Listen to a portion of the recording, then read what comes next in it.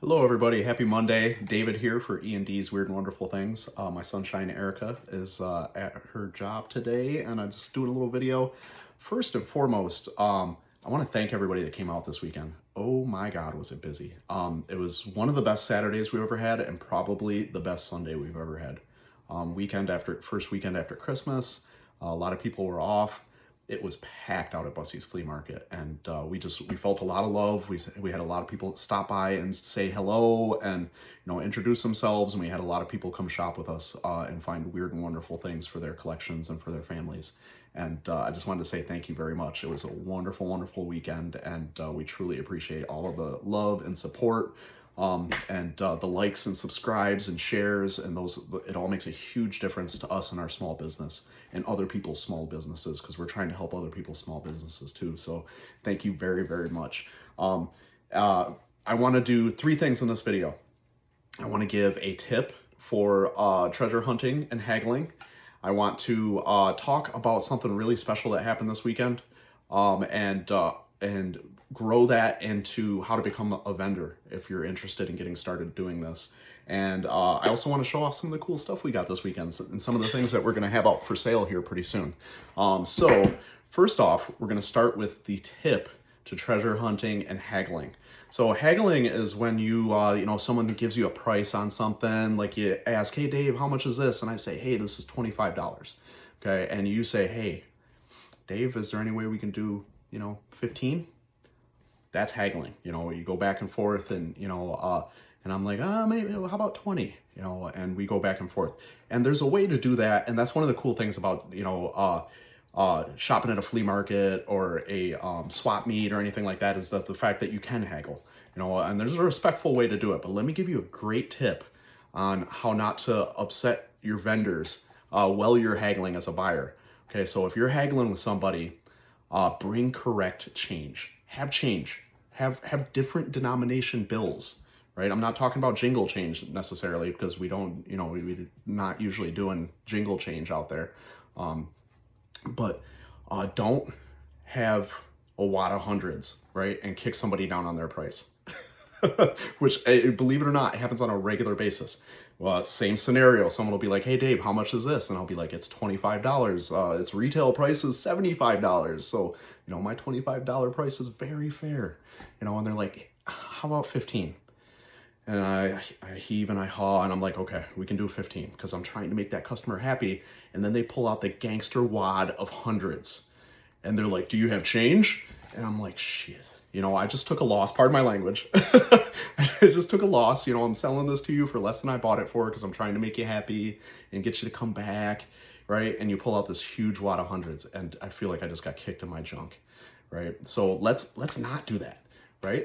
Before you come out to the flea market, stop at the gas station, get some change, or just be ready with some smaller denomination bills. It's okay to come out there with hundreds. We're going to make change for you, but don't haggle with somebody, kick them down on their price, and then pull out a wad of hundreds, right? Because that does not feel good. It does not feel good at all. So after that tip, I'm going to tell you about a situation that happened this weekend that was absolutely beautiful. So I went to go see my buddy, who was only sets up occasionally, and he had messaged me and asked me to come by. So after we got set up and before it got busy, I walked over to his shop. And he had walked away, and I was speaking with his wife, and the people at the shop next to where my buddy was asked if my name was David. And I was like, yes, ma'am, my name is David. And it was a lady and some younger kids. And she said, I saw your YouTube video, and it explained enough to me for us to be able to get started selling at the flea market, and I wanted to thank you. And my heart just dropped into my stomach, and I felt like I was going to cry. I feel like I'm going to cry now. Because, I post a lot of videos at E&D'S Weird and Wonderful Things and talking about what Erica and I are doing, but I also try to post videos of other people's shops and explain enough that if you are interested in doing this or something similar, that I can, possibly help, because that's something that's important to me in my life. I didn't get to where I am in my life without thousands of people helping me today. And I got places that I hope and dream to be able to go in my life. I'm gonna need thousands of more people to help, and it's one of the things that I have a passion for, is to be able to, is to help people, through their journeys, because so many people have helped me through mine, and continue to. So it's when that person said that to me, I was like, it just absolutely warmed my heart. And like now I want to get even more information out there about how to start being a vendor at the flea market, or how to start a small business even. I started, so that's something that I'm going to start ingraining into these videos a little bit more, is the information on how to get started and where to go to get started, and what to look for, and please, if you're in the area, if you're thinking about getting started doing this, come see me at Bussey's. You don't have to come introduce yourself and tell me that you're interested in getting started, that you'd love to be a vendor, and do some reconnaissance. If you're not in this area, but you're interested in, selling at your local flea market, the laws are different in every single state. Here in Texas, you need a tax license. And but not all the markets require one, like Mission Market on the south side. You can just show up, pay the fee, and sell. You don't need a tax license there, right? Bussey's requires that you have a tax license, and every 3 months we get a letter in the mail from Uncle Sam. Here's my new one for the year. They gave this to me the day before Christmas. Somebody talked to Uncle Sam about that. That wasn't cool. But anyways, every 3 months, we report and pay taxes for our sales.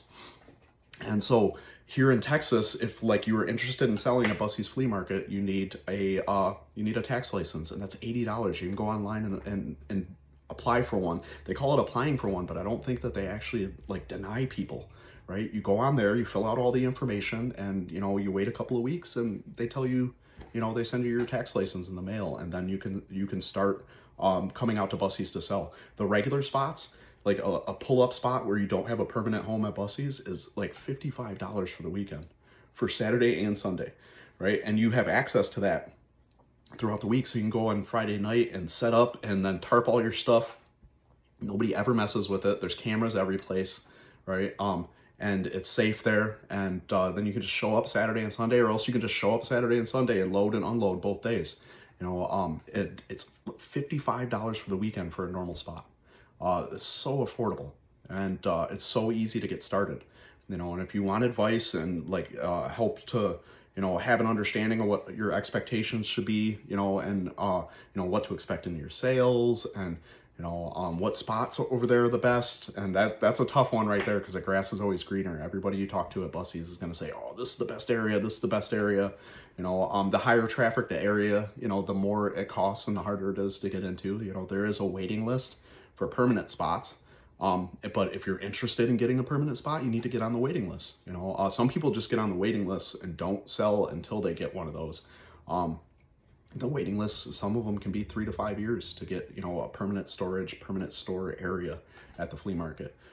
So, I highly suggest you get on those waiting lists. But if you're, like most of you probably know, we were there less than 6 months before we got ours, right? We were there every single weekend. We were talking to the owners. We were talking to the people that work there. Always asking how we were doing on the list. Not the only thing we were asking, we were getting to know them as well.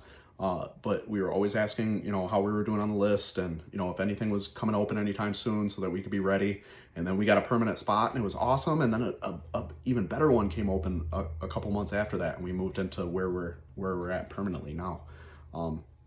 So it's a process, and the first step in the process is you need to get your tax license.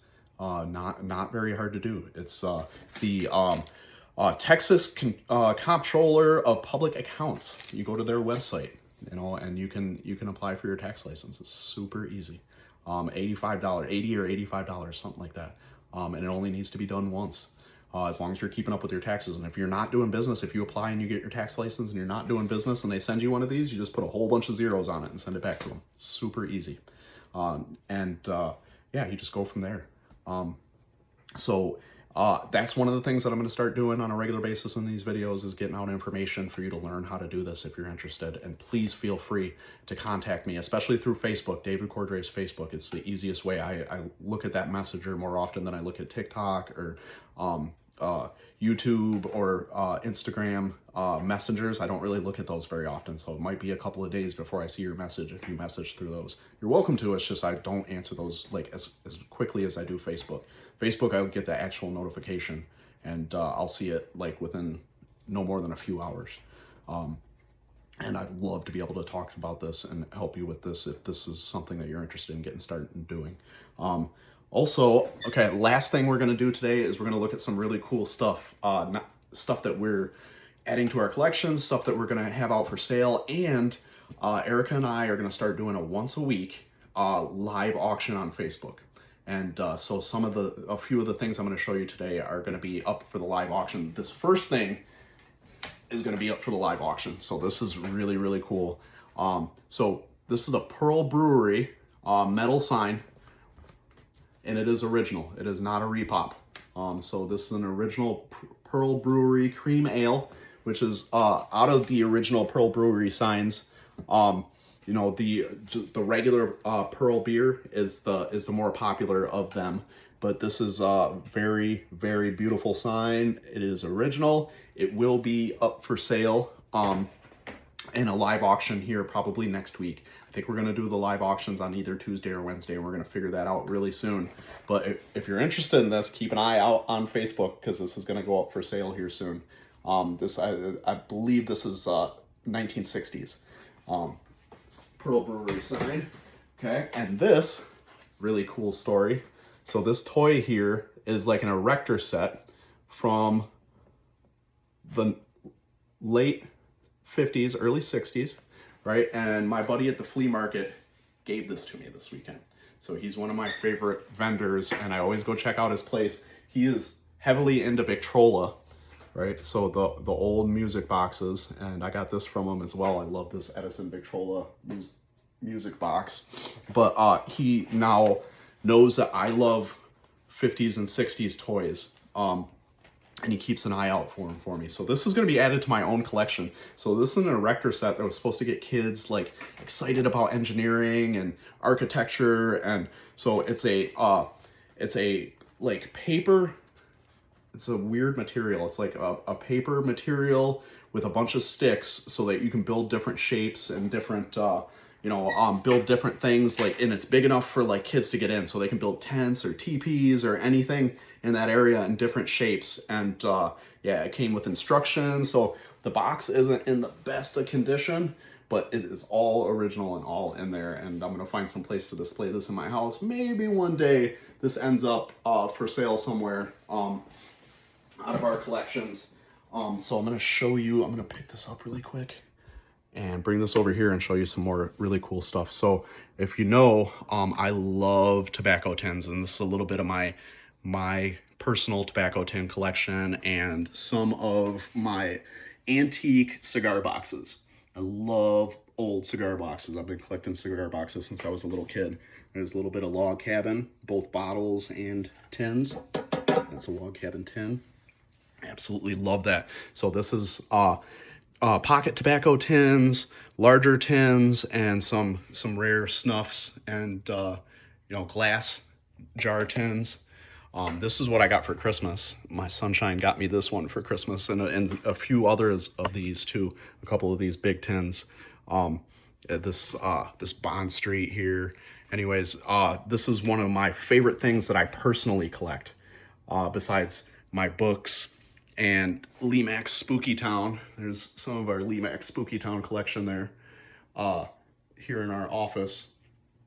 But yeah, this is, so I always have some tobacco tins and jars and cigar boxes out at E&D'S Weird and Wonderful Things, but that's some of my collection. This is right behind my desk here in our office. And some of this I found from Adventure in the Country and antique stores and flea markets, and out at Bussey's flea market too. Every weekend I'm looking for this stuff for my collection and to resell. Some of it, people have gotten for me, especially Erica, over the years. I absolutely love it, and I wanted to share that with you a little bit. My favorite, let me show you my favorite tin. So, and I got a great story to go with this. This is my favorite tin. This is from the 30s, and it's in an absolutely incredible condition. And it's not necessarily like the rarest tin ever. Like, a lot of collectors have this Still's Best tin, but it is in really good condition. So I was in an auction for this, and I had to go to work, and it was getting close to time, and I was in my driveway, and I was just like going back and forth in this auction, and I had to go or else I was gonna be late for work, and I don't like to be late for anything. Usually massively early for everything. So I was like, okay, I gotta go. And I put in a bid, and I started taking off. I'm getting down the road and I get on the highway. I get on 1604 here in San Antonio, Texas. And I look down and I got outbid again. And it's like getting down to like 45 seconds left. And so I pulled over on the side of the highway and put in another bid. And, you know, it's rush hour traffic first thing in the morning. People thought I had a flat tire. People were waving to see if I was okay. And I'm sitting there bidding on this tobacco tin. And I won it in the last couple of seconds. And yeah, I love that story. Yep, I'm pulled over in the middle of rush hour traffic to make sure I won that. And so it's got huge sentimental value. It's definitely going to my grave with me. Absolutely love it. I put it out for sale for a little while, but I had a not really for sale price on it.